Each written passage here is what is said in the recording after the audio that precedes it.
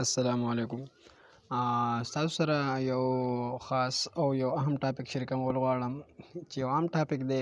موږ عام طور باندې دا خبره کوو چې اوبه او وچه دا څومره ده.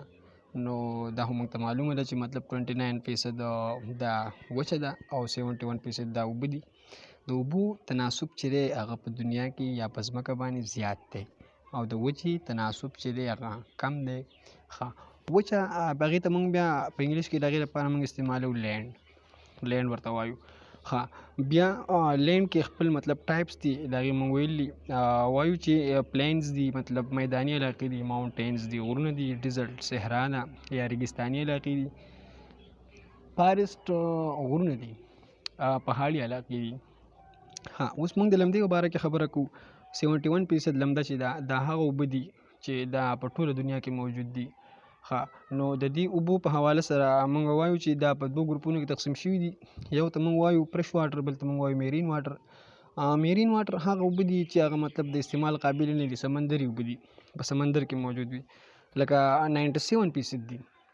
97 مطلب دا زیاتې دي او دا کوم صفا اوبه کوم استعمال اوبه چې دي هغه مطلب کمې دي. 97% که چېرې موږ وګورو نو څومره سمندرونه دي په دنیا کې، په سمندر کې څومره اوبه دي، نو مطلب د ناب کولو نه دي، ډېرې زیاتې اوبه دي. نو دغه اوبه چې دي ته موږ میرین واټر وایو، دا د استعمال قابل نه دي.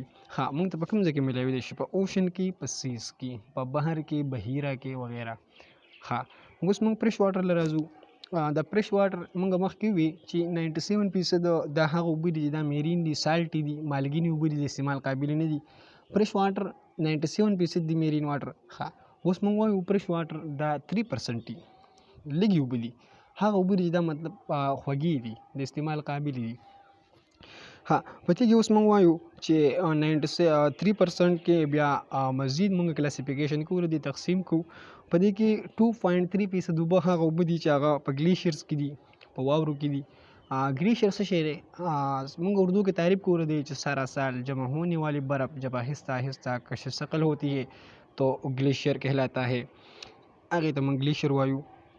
ها بیا د گلیشیر هغه اوبه دي دا موږ نشو استعمالولی، مطلب خوږې اوبه دي، صفا دي، خو مطلب د استعمال نه دي. ولې؟ ځکه چې په واوره کې دي.